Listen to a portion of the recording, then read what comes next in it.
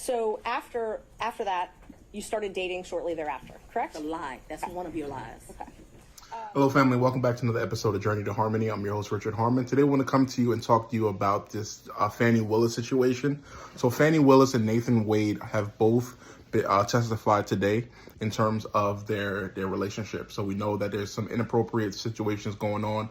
Fani has recently been the district attorney of Fulton County, charged with prosecuting Donald Trump. Now, Wade just testified that he paid for vacations he took with Willis using his, quote, business credit card, and then was reimbursed by her in cash. Take a look. All I needed.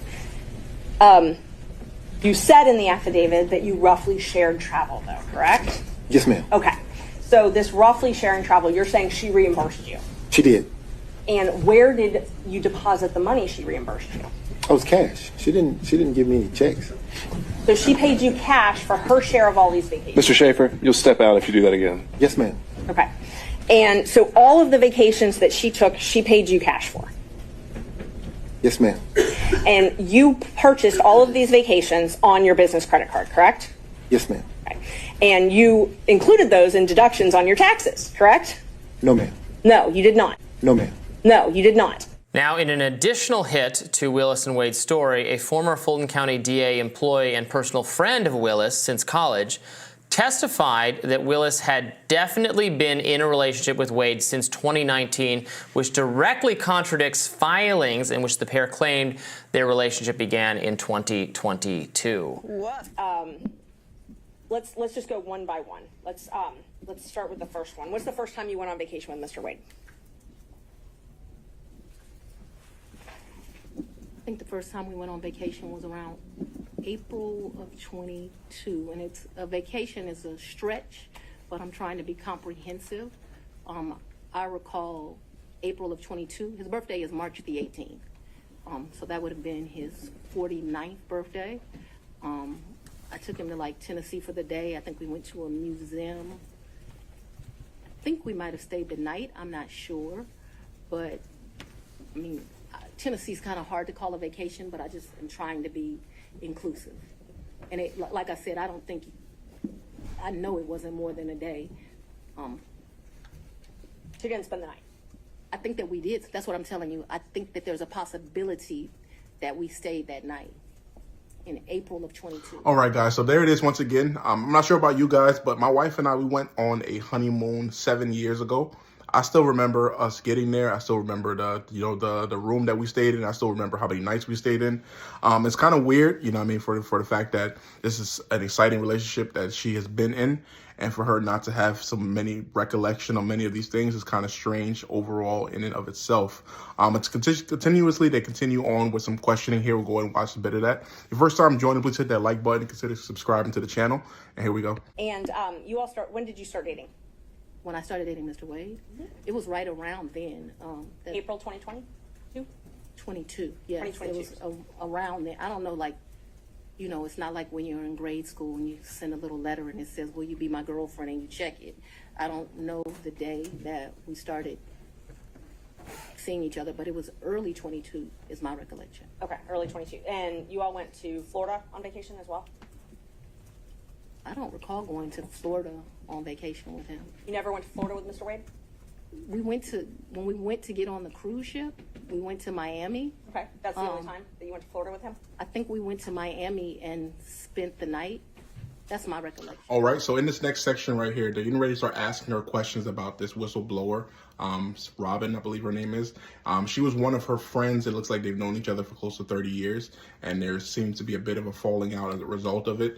Obviously, you know, if you have someone that you're close with and that person turns on you and goes and tells on you to the attorneys, that's obviously going to be a problem with your relationship. What are your thoughts so far on the situation? Do you think that Fani's going to get away with it? My whole perspective right now is that she's kind of fighting for her career, and for the most part, it looked like they're not probably going to make it out of this particular situation. Let me know in the comments below. Do you know Robin Yurdy? I know her as Robin Bryant. Wasn't close, but she was certainly in the girlfriends that party together.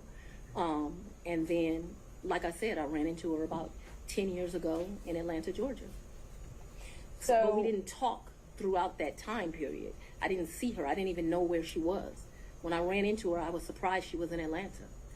And so, yes, I have known her probably since 1990, 1991, but we have not maintained a consistent relationship that whole time. For the last 10 years or 5, whatever you'd like to classify it as, have you been friends with her? I have not spoken to Robin in over a year. I certainly do not consider her a friend now. I think that she, you know, there's a saying, no good deed goes unpunished, and I think that she betrayed our friendship. So let's narrow it down, the timeline now. So my questions are going to be from the time period of 2019 until she no longer was employed for you, the last time you all talked. So all of my next questions are just focused on that time frame, okay? Yes, ma'am. Up until she left your office. Yes, ma'am. During 2019, you all were friends, correct? Yes, we knew each other in 2019. During 2020, you all were friends, correct? We were friends during that time period. During 2021, you all were friends, correct? Yes. Okay. And such good friends that when you needed a place to stay, you asked her if you could take over her lease. That's a lie. You did That's not move into her apartment? I or her did, but condo? that's not the way you characterize it is wrong. I asked if you could take over her lease. I did not ask if I could take over her lease. Did you move into her apartment? I moved into her condo in April of 21. The circumstances around that were that Robin met her husband. They wanted to move into another and separate place. She wanted to get rid of her condo. My father was living with me at the house. Because of this case and because of my stance on gangs, my life was being threatened regularly. My father urged me to leave our home. At the same time, as luck would have it, Robin wanted to give up her lease because she wanted to move in with this new man she met, who eventually became her husband. And so, as life circumstances worked, my dad was begging me to leave the house. He was afraid for me, afraid for his grandchildren. She wanted someone to take over her lease so that she didn't, have to pay a fee or get abandoned. And so, I don't remember when, but probably March or April of 21, I moved in and take over her lease. And did you pay her or did you pay the leasing agent? No, I don't even know who the leasing agent was. I paid her. You paid her. Did you pay her cash or did you use a card? There were some times that I would give her cash, but mostly I paid her via Cash App. That would be the most convenient thing. So I would not only give her rent, but then like when the utilities would come in, whatever the utility was, she might be like, I need $70, I need $100, whatever it was. And we never had a problem with money. Whatever she told me it was, I never asked to see a bill. I never questioned her. I just gave it to her. What percentage would you say you paid cash versus Cash App?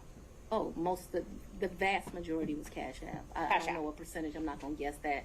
But the vast majority was Cash App. But there would be times she would say, this bill came in at $70. Here goes $70. Did you have a monthly rent amount that you paid her? I can't remember. It was $1,400, $1,500. I can't remember what it was. And it would vary, which I don't understand to this day. But like I said, I never questioned her.